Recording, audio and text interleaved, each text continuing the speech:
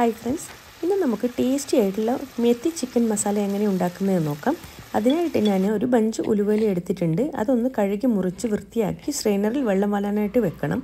അതിനുശേഷം ഫ്രൈങ് പാനിൽ 2 table spoon cooking oil ഒഴിച്ച് നമുക്കിതൊന്ന് ഒരു 5 മിനിറ്റ് ഒന്ന് വഴറ്റിയിട്ടെടുക്കാം.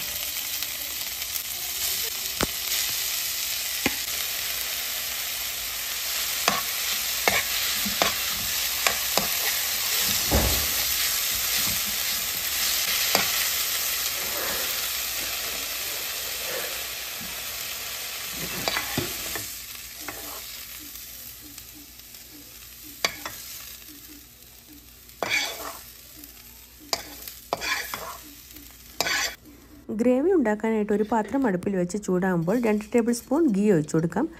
അതിൽ 1 ടീസ്പൂൺ ചെറിയ ജീരകം കൂടി ചേർത്ത് കൊടുക്കാം.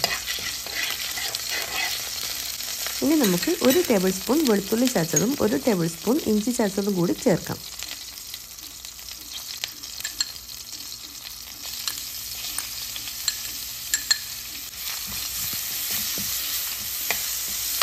ഇനി 2 സവാള ചെറുതായിട്ട് അരിഞ്ഞതും കൂടി ചേർത്ത് നല്ലവണ്ണം ഒന്ന് നമുക്ക് വഴറ്റി കൊടുക്കാം.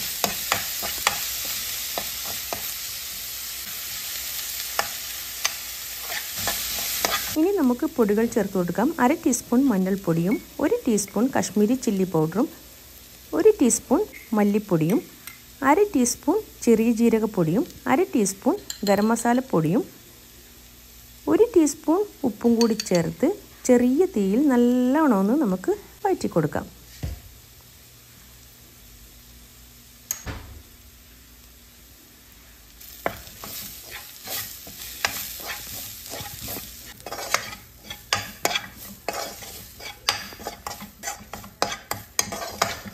മസാല നല്ല മൂത്ത മണം വരുമ്പോൾ 2 വലിയ തക്കാളി ഒന്ന് ഗ്രൈൻഡ് ചെയ്തെടുത്തത് കൂടി ചേർത്ത് നമുക്ക് ചെറിയ തീയിലൊന്ന് വഴറ്റിയെടുക്കാം.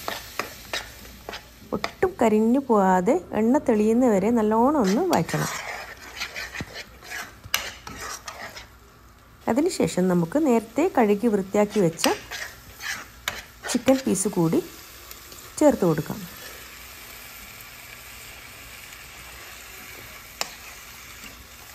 നല്ലോണം ഒന്ന് മിക്സാക്കി എടുക്കണം കേട്ടോ.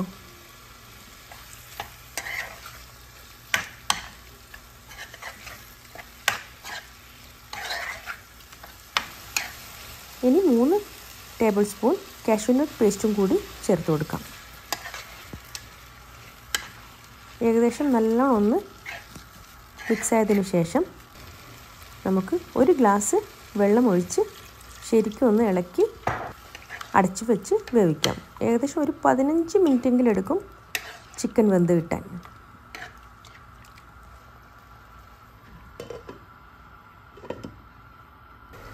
ഇടയ്ക്കൊന്ന് അടപ്പ് തുറന്നൊന്ന് ഇളക്കി കൊടുക്കണം. അങ്ങനെ 15 മിനിറ്റ് കഴിഞ്ഞിട്ടുണ്ട്. ഏകദേശം നമ്മുടെ കറിയൊക്കെ ഒന്ന് കുറുകി വന്നിട്ടുണ്ട്. ഇനി നേരത്തെ വഴറ്റി വെച്ച മെത്തി ലീവ്സ് കൂടി ചേർത്ത് കൊടുക്കാം.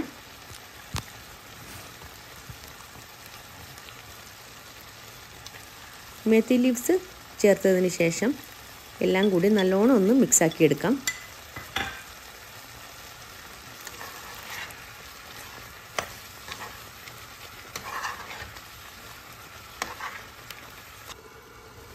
മെത്തി ചിക്കൻ മസാല ഇവിടെ റെഡി ആയിട്ടുണ്ട്. നല്ല ടേസ്റ്റാണ് ഇത് കഴിക്കാൻ. ഗീ റൈസിൻ്റെയും ചപ്പാത്തിൻ്റെ കൂടെ ഒക്കെ കഴിക്കാൻ പറ്റിയൊരു കറിയാണിത്. എല്ലാവരും ഒന്ന് ട്രൈ ചെയ്താക്കി അഭിപ്രായം അറിയിക്കണേ. പുതിയ വീഡിയോയും വിശേഷവുമായി വീണ്ടും വരാം. അതുവരേക്കും ബായ്.